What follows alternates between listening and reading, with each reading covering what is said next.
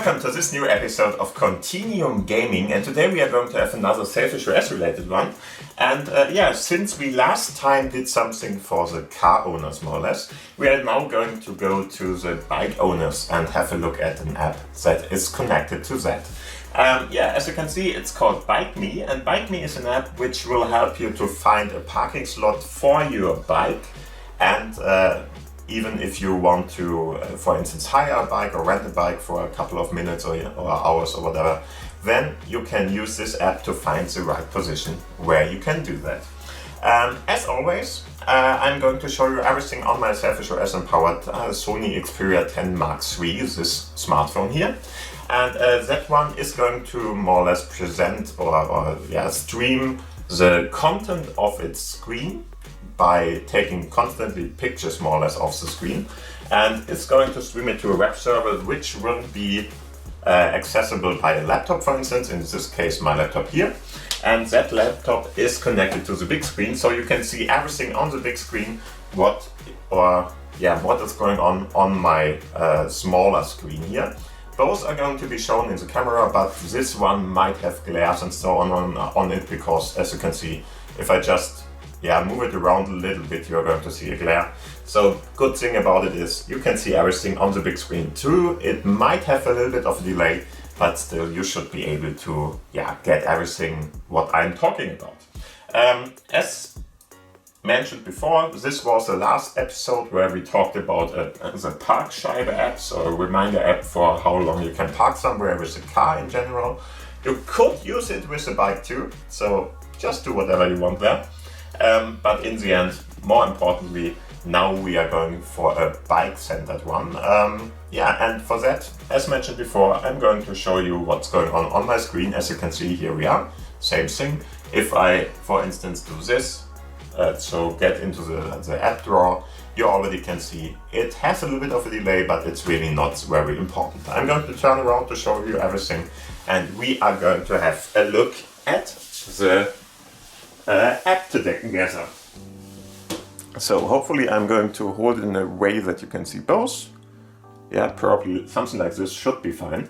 And to get BikeMe, you are just going to go to your store. It doesn't really matter which one. You can use the Jolla store itself and the Storman store, which is going to open up OpenRepos for you. In the end, I'm going to Jolla because if I can, I'm going to use the Jolla store because that one is probably the most the most secure one to use. Of course, OpenRepos is very, very secure too, so just use one of them. If they are there, that's perfectly fine. In the end, as you already can see, at the moment it's even in the newest apps, so BikeMe could be used like this, or you are just going to search for it in the draw down or pull down menu, whatever. If you go there, you can go in and just put in something like BikeMe. If you do that, you will be able to find this little app. If you click on that, you will see what this is all about. So in the end, it's an app where you can find different kinds of bikes and where to park bikes in a certain city. The city can be used randomly, so just in a big catalog, or you can use, for instance, your GPS to access that. I'm going to use it randomly, so more or less I'm just going to select one of the cities and show you what's going on with this app. If you have a look at the description, you can see there are 500 plus cities in this, in 50 countries and more. I would say that's pretty much yes, because if we are going to have a look at the app itself later on, you will see that there are a lot of them, and you really should be able to find more or less where you are. It highly depends on the data available. So if your city is, for instance, giving out openly those data in a tidy way, whatever, you can see it in the app description, it's going to tell you that too. Then you're going to be able to get all the information. If not, you're not getting this. In the end, if you want to install this app, which is a pretty new one, as you can see, so there was an update around Christmas in the last year, so 2023, around Christmas, the last update occurred, a pretty recent app for that.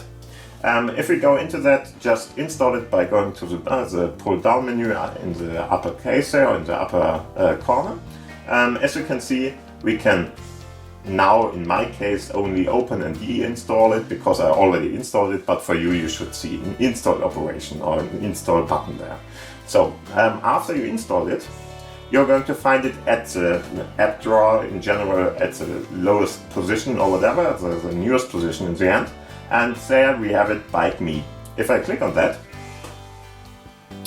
you will be able to, more or less see what I already selected before. So Bochum in this case, I'm not in Bochum, just to let you know. But in the end, as you can see, I selected Bochum for this. And because I just selected it once when I started the app, I'm still going to see that till I'm going to change it again. So let's go to that. If you go to the settings, for instance, or if you go to this, you can go and change the cities we are talking about. So just go in here, and if, for instance, we want to go to Bochum in this case, you just put it in and you get the right answer.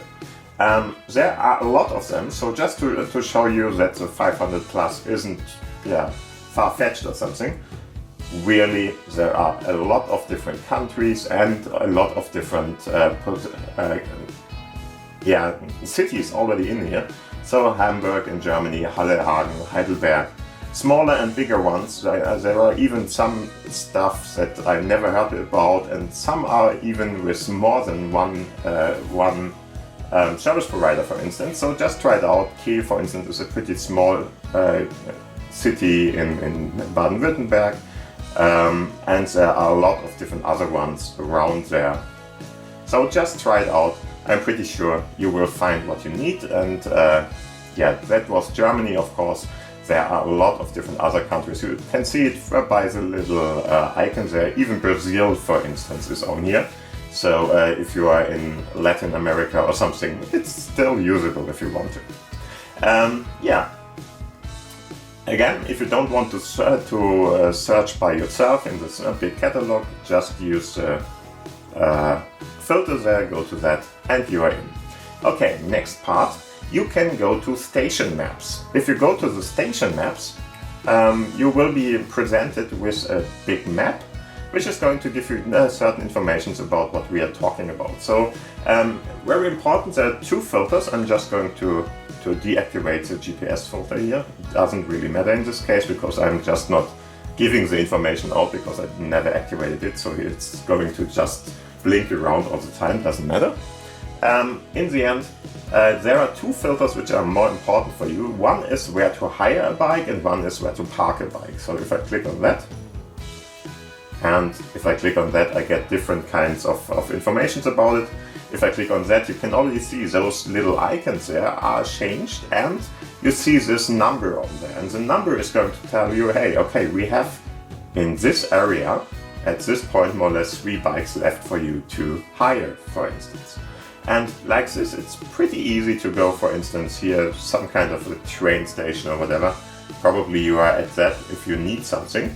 Then you can just go in. As you can see, at this train station, you can get 28 of them at the moment.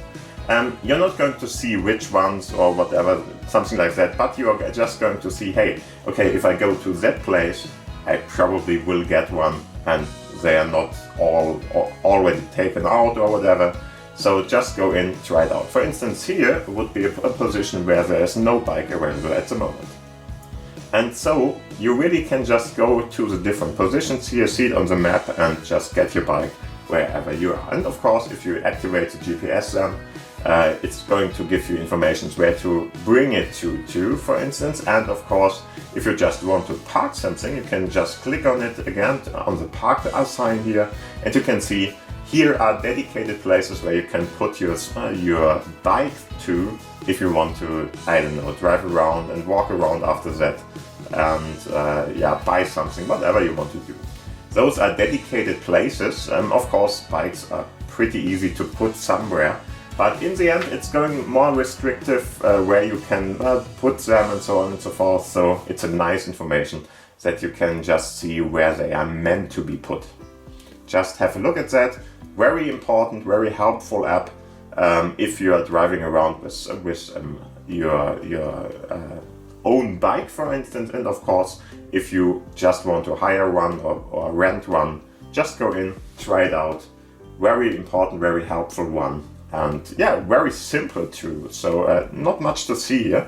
If we go back, we can have, of course, favorites. So if you want to put in a favorite part where you can get your bike or put your bike, you can just go in there and put it there. And of course there are settings, so let's have a look at this again. It's a very simple one, but just to let you know that it's there.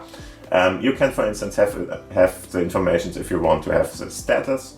You can get different kind of map provider. It can be OSM if you are using pure map, or you can use here as a map provider. Whatever you want. If you are using OSM, that's a OSM server that is used by pure maps, for instance. You very likely have that already installed, but here is working too. It's going to just give you all the information from the map, so you can just use the maps to do that. In the end, as you can see, you can have a status open there, and you can have, of course, an open map on my position. So if you have GPS enabled, you can just open it wherever you are at the moment to get information. Ignore SS errors. I didn't need that. If you need to, you could. It's about, for instance, if there's a certificate problem or something. But of course, it's better to not activate it. If it's working, just use that. And clear cache is just to get rid of the data if it's messing up with your phone because you are driving around a lot or something and you have a lot of different cities. You can just clear that and use it again with the updated one.